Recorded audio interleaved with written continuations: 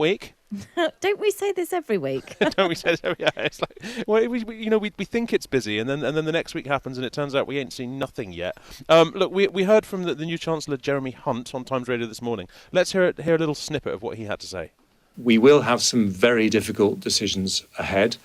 Spending will not rise by as much as people would like, and all government departments are going to have to find more efficiencies than they were planning to. And some taxes will not be cut as quickly as people want. Some taxes will go up. So that is this week's Chancellor, Jeremy Hunt. And listening to that, Caroline, he's keen to set an entirely different tone on the economy, right? Talking of tax rises and efficiency savings at government departments. It's all change.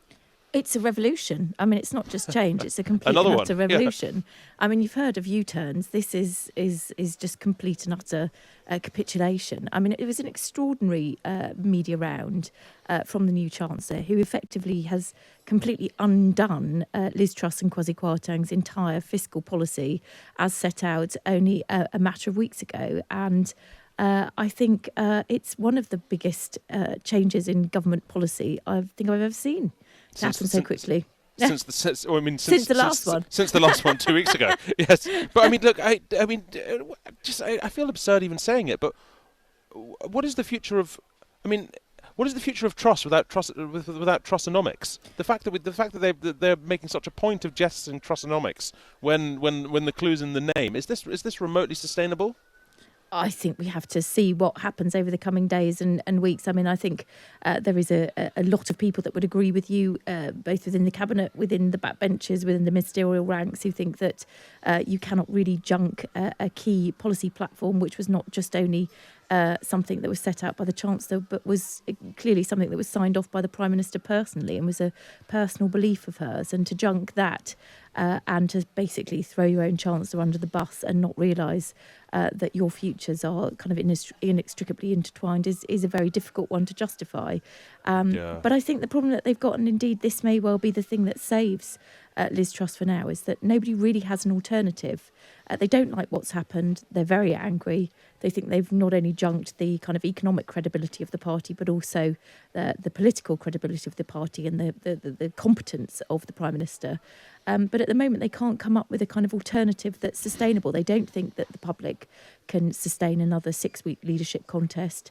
They're worried about what the impact of that would have on the markets. They think that precipitate further calls for a general election, which obviously they want to avoid at all costs at the moment because the polls are so dire for them.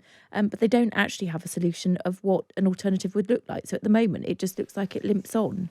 Yeah, I mean, as you say, it's obviously hard to throw somebody, when you're joined to somebody by the hip, it's quite hard to throw them under the bus without ending up there yourself. Look, let's talk about Jeremy Hunt himself. He's actually in quite a powerful position now, right?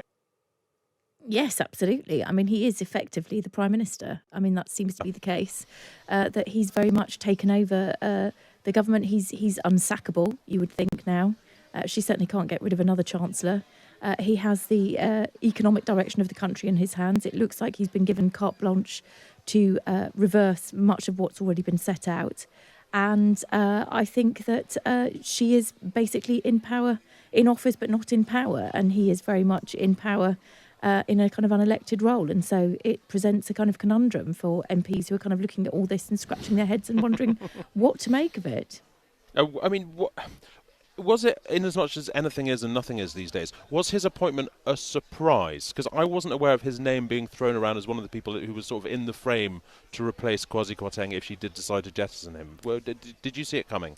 Not necessarily at this point. I mean, you're right that there had been other names that had been floating around, in particular Sajid Javid, the former Chancellor, who obviously resigned previously in that role.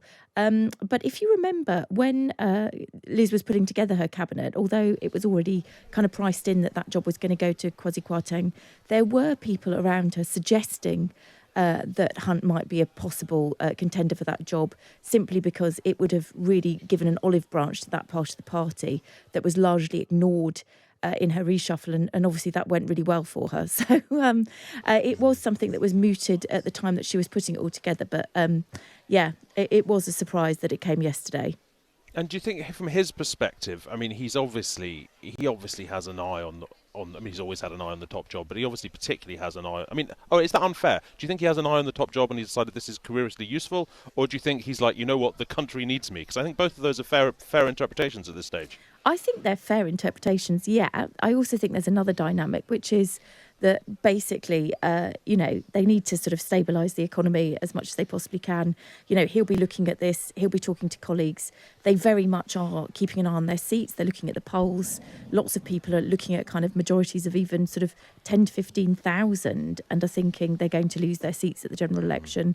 And really, this is a damage limitation exercise, So I think that he feels that he has to do it for his colleagues who are really, really worried about whether they're going to have jobs whenever that election comes. So I think, yes, he's always wanted to be in the top job. He's not quite there yet. Maybe this will also kind of pave his way if we need a caretaker leader at any point before we get to that general election. He'll clearly be in sort of pole position. Yes, he's thinking about the country, stabilising the markets, but he is also thinking about the party and making sure that he basically limits the damage when the time comes. And look, what can we expect on Monday then when the new week starts? Everyone will be watching the markets and the effect on the markets very, very closely. Are we expecting things to calm down and then they have a bit of reprieve, or are things going to start moving very, very quickly if they don't? Gosh, it's so difficult to look into your crystal ball at this stage because politics has so far defied everything you can imagine over the last couple of years and indeed months. So it's very difficult. Listen, I think, he's going to have to come to the House of Commons. He's going to have to give a statement. Don't forget that we've only seen the corporation tax decision being announced in a press conference. It needs to be delivered on the floor of the House of Commons. So I fully expect that Jeremy Hunt will be speaking to MPs in the first slot on Monday afternoon. Yes, I think we're also expecting some ructions, obviously from Labour, who are going to clearly, I would have thought, table some kind of UQ. I think there could be even the prospect of a vote of no confidence in the government. Such as this screeching U-turn that this has delivered. I think they'll be wanting to sort of make capital out of this and obviously double down on their demands that we have a general election. But what happens to the markets is really difficult because, we still have the same government. We still have the same risk baked in of a Prime Minister that oversaw these particular fiscal changes in the first place, which have been so devastating so far. And it'll be really interesting to see whether Hunt's appointment really has that kind of effect. It certainly didn't seem to yesterday when it was first mooted. And, there had been a lot of speculation that even quasi-going was going to have an effect on the market, which wasn't realised. I think we're going to see some kind of intervention from the Bank of England again this afternoon as they sort of talk about what they're going to do in terms of withdrawing their support that was introduced in the wake of that mini-budget. And then I think you'll see MPs starting to take stock. They'll be talking to each other again. They'll be talking about this latest U-turn. There's lots of speculation about what might come next week, whether or not there will be a moment where the 1922 committee think about talking to the Prime Minister about changing the rules to allow for another vote of no confidence. The Prime Minister has a year's grace from those kind of votes. But it's all wild speculation at the moment. And I think, as I said at the beginning of this conversation, I think the fact that there isn't an obvious alternative to Liz Truss at the moment and nobody is coalescing around one particular individual or scenario, that does make the prospect of it all limping on for a bit further that much more sort of realistic than somebody moving suddenly to get rid of her.